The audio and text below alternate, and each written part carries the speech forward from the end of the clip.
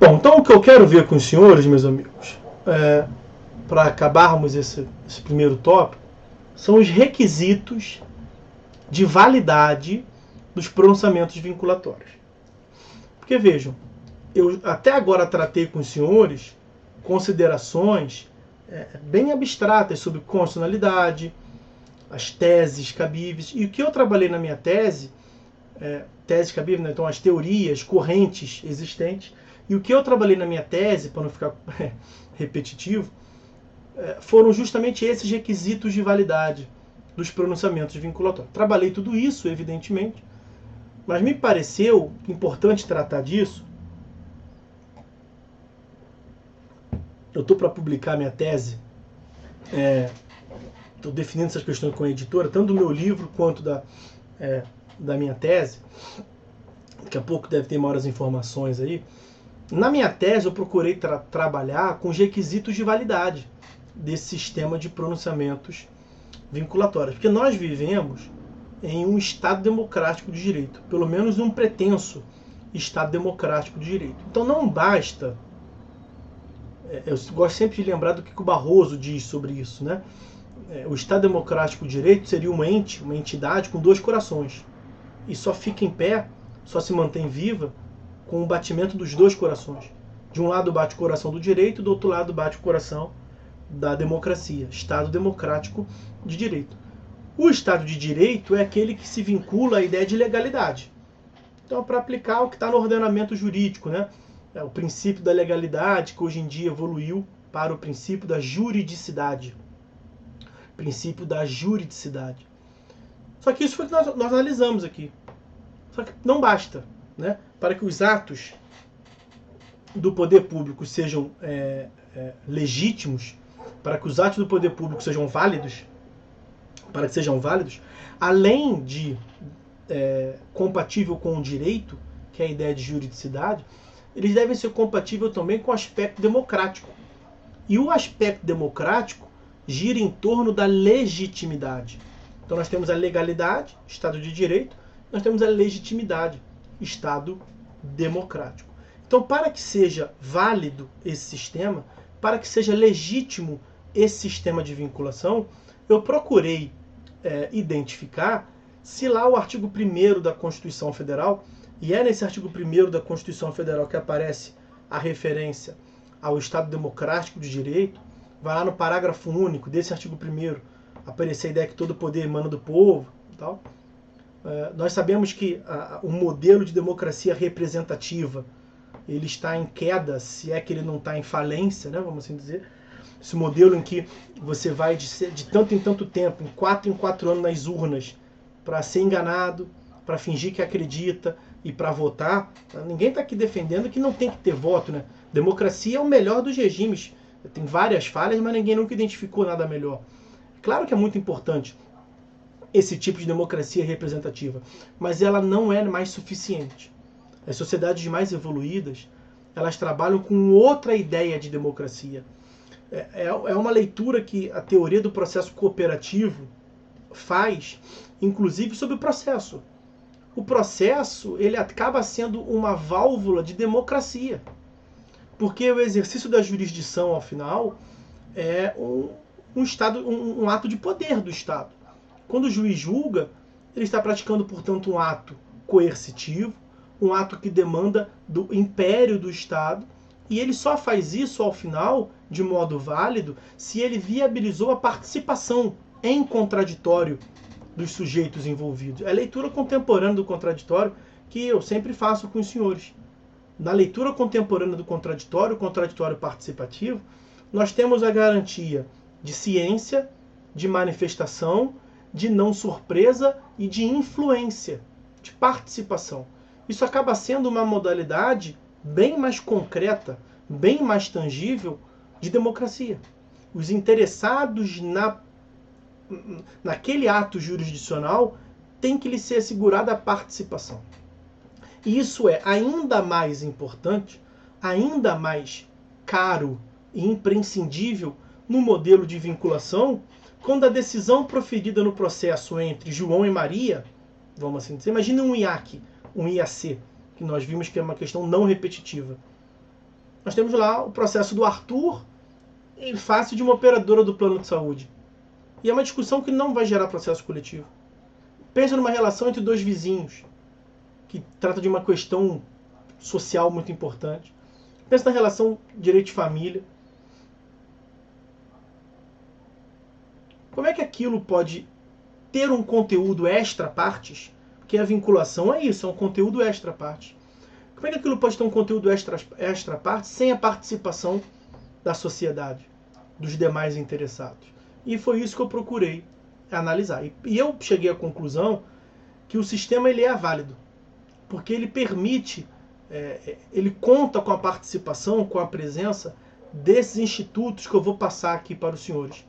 A democracia participativa, então a validade, espera aí que ele desmarca ali, a validade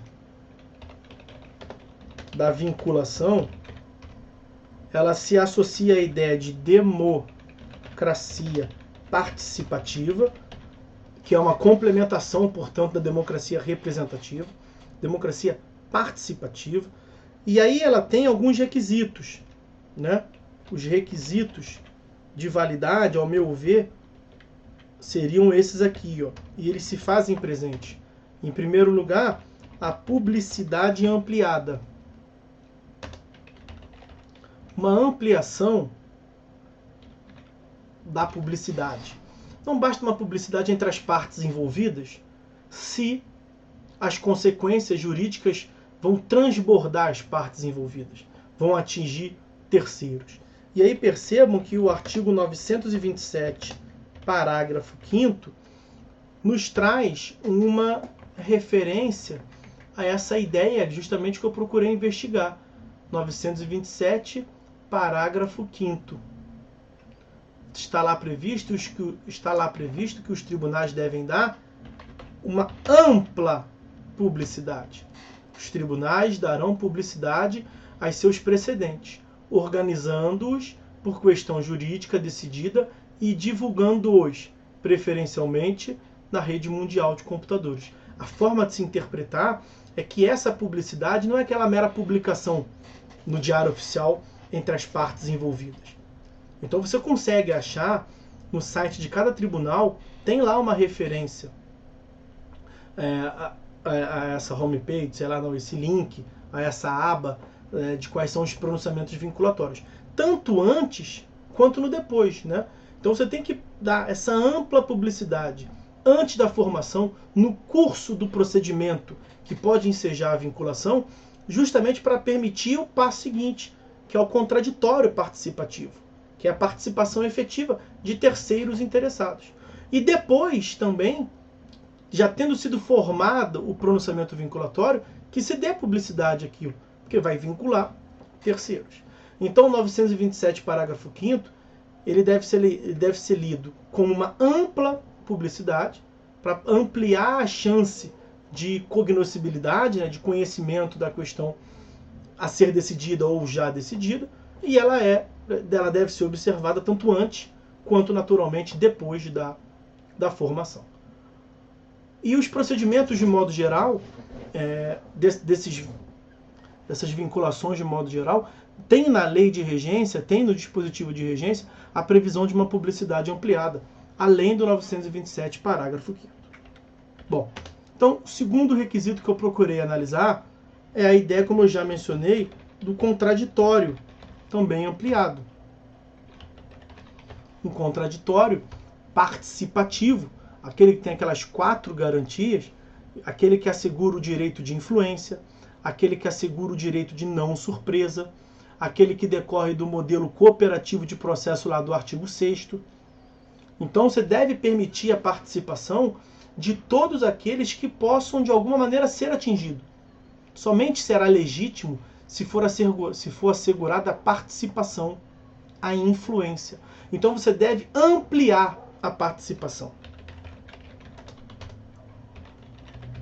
Não apenas a participação das partes. E aí nós vamos tangenciar instituto como participação de amicus curiae e audiências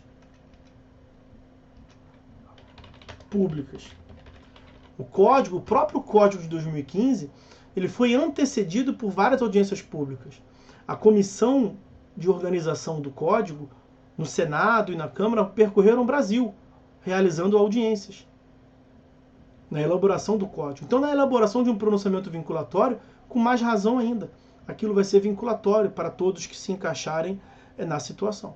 Então, você permite que amicus curiae participem, você abre uma audiência pública para deixar aqueles que serão impactados de alguma maneira ir lá e espernear, e gritar e reclamar, que o seja.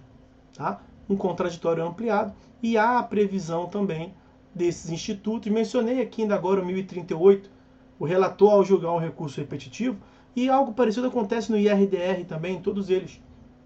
Ele pode designar uma audiência pública com essa finalidade, para ampliar a participação e o contraditório. E por fim, a fundamentação analítica. A lógica do sistema de vinculação, como diz o professor Alexandre Câmara, com a propriedade que lhe é peculiar, é trabalhar melhor para trabalhar menos. Então não é os pronunciamentos vinculatórios, não adianta, claro, isso não poderia ser analisado, isso não poderia ser aceito em nenhuma decisão. Quanto menos numa decisão que vincula o juiz fundamentar mal. O juiz julgar a toque de caixa. Aqui é melhor você espera um pouquinho, descansa um pouquinho, julga bem julgado, porque eu disse que no common law a ideia de precedente vem de uma decisão paradigmática, que ela é aplicável pelos seus próprios argumentos e pelo lugar de fala de quem julga.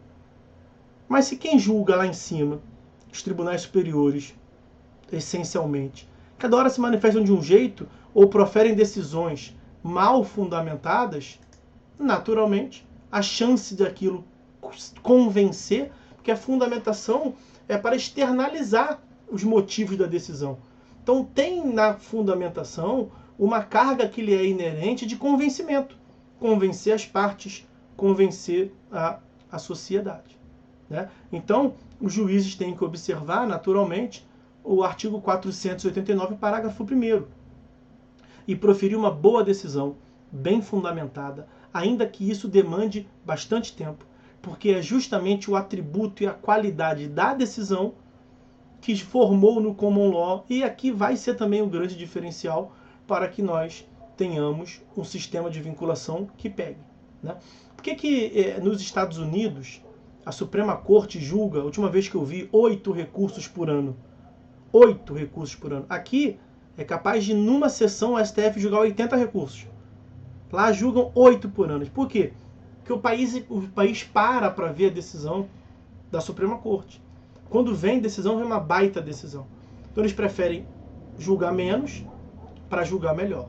E julgar melhor, eles vão julgar menos. Porque nós temos que passar por uma questão de convencimento. Você consegue muito facilmente ver quando é uma boa decisão. E mesmo que você não concorde, você vira para o seu cliente e fala assim: perdemos, cara, mas do jeito que está, a gente vai continuar perdendo, que é uma boa decisão. Não tem muito como fugir dessa argumentação. E o contrário você também percebe muito facilmente. Perdemos, a decisão está muito fraca, a decisão muito mal construída, nós vamos conseguir reverter isso muito provavelmente. Nós não podemos ter essa visão num pronunciamento que é vinculatório. A fundamentação deve ser, portanto, arrebatadora, fundamentação analítica. O que o juiz tem que pensar, o julgador tem que pensar, o ministro tem que pensar, é que ele tem que fazer a melhor decisão, mesmo que ele perca muito tempo para isso, porque ele vai julgar aquilo uma vez só. Ele não vai julgar mais centenas de milhares de recursos idênticos. Tá? Bom, e uma última consideração que eu faço com os senhores é que esses requisitos de validade, eles são tanto no antecedente quanto no consequente, no pós-precedente, né? No pós-pronunciamento vinculatório. Então, para que ele surja de modo válido, ele tem que observar a publicidade, o contraditório e a fundamentação. Mas para que ele seja aplicado de um modo válido também, nós tratamos disso aqui antes, nós vimos que a lógica da vinculação não é engessar o direito, então não é para também aplicar toque de caixa, você tem que conceder uma publicidade após a formação do pronunciamento vinculatório, você tem que permitir o contraditório, a parte tem que ter o direito de mostrar que aquilo tem que ser superado, que aquilo é distinto do seu caso. E, naturalmente, o juiz, ao aplicar um pronunciamento vinculatório, ele tem que justificar. Da onde veio o fundamento vinculatório, qual é a ratio decidente do pronunciamento vinculatório, qual é a característica do caso sob julgamento e por que ele se aplica. Ele não pode pretender resumir, senão não vai dar certo. Julgo procedente, julgo improcedente com base no respital. Não vai dar certo. O sistema de pronunciamento vinculatório não veio para encurtar o trabalho, não veio para facilitar nesse sentido de fazer um serviço de porco. Você tem que trabalhar bem trabalhado com o pronunciamento. Então, esses requisitos são tanto no antecedente quanto no consequente. Tanto antes quanto depois da formação do pronunciamento vinculatório. Então, a lógica de se encarar a vinculação, ela não é estática. Ela não gera uma petrificação, um engessamento do direito. Ela é uma lógica dinâmica, que permite o contraditório, a argumentação, para fins de buscar, eventualmente, a superação ou a distinção. Para isso, os senhores vão ter que trabalhar bem também com os precedentes. Os advogados têm que trabalhar bem com o precedente. Tem que buscar a ratio decidente. Qual é o conteúdo que vincula dentro do acórdão. Você só sabe fazer isso, você só consegue fazer isso lendo todo o acórdão. Você tem que entender muito bem o enunciado da súmula. Para isso, você tem que ver todos os precedentes que ensejaram a súmula, para que você possa verificar se a súmula, se aquele conjunto de texto está dizendo que realmente foi a intenção do tribunal, ou se tem alguma divergência. E outra, para saber se o seu caso, que está sob julgamento agora, ele se amolda às circunstâncias fáticas dos casos que ensejaram a súmula. Caso contrário, é a sua chance de buscar a distinção. Ok? Bom, com isso, meus amigos, a gente encerra então essa primeira parte da nossa disciplina. E na